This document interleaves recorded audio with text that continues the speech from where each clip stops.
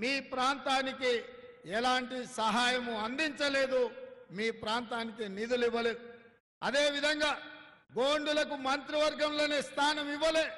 ఒకవేళ నిజంగానే ఆదివాసీల పట్ల, కొమరం భీం పట్ల, రామ్జీ గోండు పట్ల బీజేపీ నాయకులు గౌరవమే ఉండి ఉంటే ఆనాడు జల్ జమీన్ జంగల్ పేరు మీద ఈ ఆదివాసీ బిడ్డల కోసం వీరోచితంగా పోరాటం చేసి నిజాంలకు వ్యతిరేకంగా తుపాకీ ఎక్కుపెట్టి పోరాటం చేసిన కొమరం భీం స్ఫూర్తిగా తెల్లదొరలు బ్రిటిషర్స్ను తరిమిన రామ్జీ గోండు 1000 ఉర్ల మర్రి సాక్షిగా ఆదివాసీ బిడ్డలు ఈ అడవుల నుంచి పెత్తందారి వాళ్ళపై పోరాటాలు చేశారు.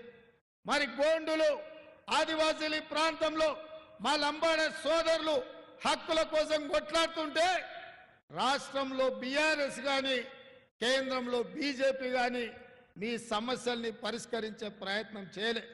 చివరికి రోజు అవమానించే విధంగా స్వయం బాబురావుకు ఇవాళ టికెట్ కూడా ఇవ్వకుండా స్వయం బాబురావును అవమానించింది. ఇవాళ గూడెం నగేష్కి ఇచ్చిండు. ఎవరైనా కేసీఆర్ దొర కాదు, అమిత్ షా దొర కాదు, గూడెం నగేష్ కూడా ఒక దొరనే. 11 అయితే గాని కిందికి దిగడు.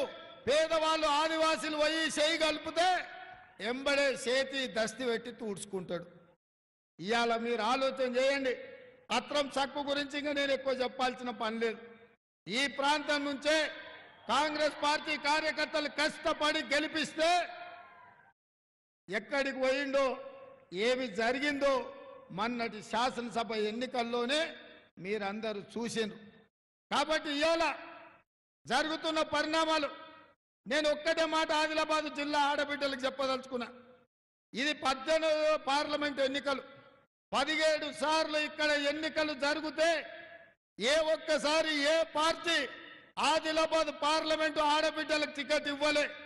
మొదటిసారి శ్రీమతి సోనియా గాంధీ గారు మా సీతక్క రిక్వెస్ట్ మేరకు ఇవాళ అత్రం సుగుణ అనే ఆడబిడ్డకు మొట్టమొదటిసారి కాంగ్రెస్ పార్టీ పార్లమెంటులో ఒక ఆడబిడ్డకు అవకాశం ఇచ్చింది. మరి ఇక్కడ వేలాది మంది మా ఆడబిడ్డలు వచ్చిండ్రు అత్రం సుగుణను ఆశీర్వదించడానికి. మీరు ఆలోచన చేయండి. మీ తరఫున సీతక్క ఉంది, మీ తరఫున అత్రం సుగుణ నిలబడ్డది. మీ కష్టాలు తెలుసు. ఒక టీచర్గా పిల్లల మనస్తత్వం ఎట్లా తెలుసో, పిల్లలు బడికి వస్తే చదువుకుంటారా చదువుకోరా ఎట్లా గుర్తుపడతారో అట్లనే ఆదిలాబాదు ప్రాంతంలో సమస్యల పట్ల అవగాహన ఉంది. ఈ సమస్యల్ని పరిష్కరించాలని కొట్లాడింది. ఇవాళ అత్రం సుగుణకు ఆమె దగ్గర నగదు ఉందని ఇవ్వలే, ఆమెకు రాజకీయ వారసత్వం ఉందని ఇవ్వలే.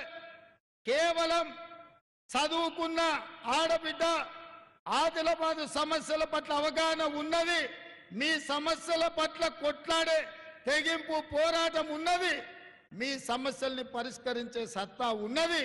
ఇవాళ మీ తరపున కొట్లాడడానికి అత్రం సుగుణను ఈరోజు కాంగ్రెస్ పార్టీ అభ్యర్థిగా ఇక్కడ నియమించడం జరిగింది. ఇవాళ మీడియా మిత్రులు కూడా ఆలోచన చేయాలి. కాంగ్రెస్ పార్టీ ఒక సామాన్య ప్రభుత్వ ఉద్యోగం చేసుకునే టీచర్కు ఈరోజు కాంగ్రెస్ పార్టీ టికెట్ ఇచ్చింది. ఆనాడు ఖానాపూర్ నుంచి వెడమ బొజ్జుకు టికెట్ ఇచ్చినాం. ఒక ఇందిరమ్మ ఇంట్లో ఉండే యువకుడికి ఈ ప్రాంత ప్రజలకు సేవలు అందిస్తాడని టికెట్ ఇచ్చినాం. మీరు పెద్ద మనసుతోనే వెడమ బొజ్జును ఎమ్మెల్యేగా గెలిపించారు. అందుకే ఇవాళ 24 గంటలు మీకు అందుబాటులో ఉండి ఈ ఆదిలాబాద్ ఆదివాసీల పట్ల, గిరిజనేతరుల పట్ల, వాళ్ళ సమస్యల పరిష్కారం పట్ల కొట్లాడుతున్నాడు. అట్లనే ఇవాళ అత్రం సుగుణను కూడా గెలిపించండి.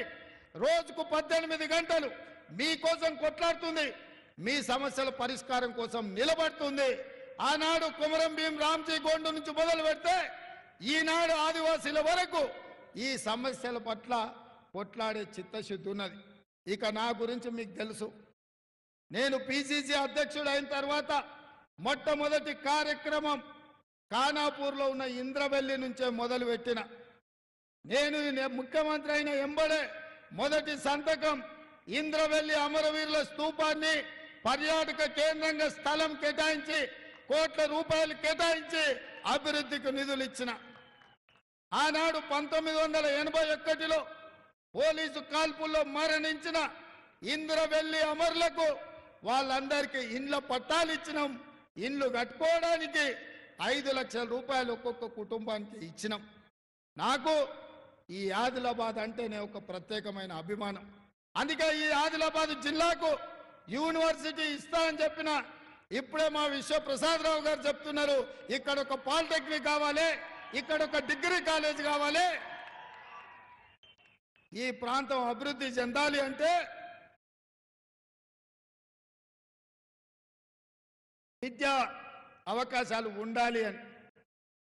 తప్పకుండా మీ బ్రిడ్జులు కానీ, మీ ప్రాజెక్టులు కానీ, మీ విద్యాలయాలు కానీ, మీ కాలేజీలు కానీ రావాలి అంటే ఇవాళ అధికారంలో ఉన్నది కాంగ్రెస్ పార్టీ. మీరు ఎన్నుకుంటే వచ్చిన పార్టీ. ఇది పేదల ప్రభుత్వం, ప్రజా ప్రభుత్వం.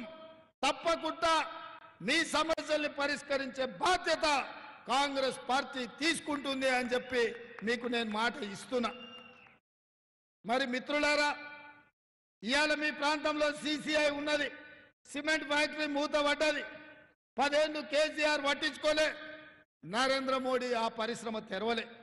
ఇవాళ ఈ ప్రాంతంలో అపారమైన సున్నపు గనులు ఉన్నాయి.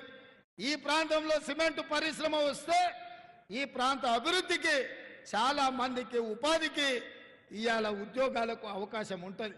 కాబట్టి ఇవాళ ఏ పార్టీ కూడా మీకేమి చేయలే. 10 సంవత్సరాలు కేంద్రంలో నరేంద్ర మోడీ అధికారంలో ఉన్నాడు.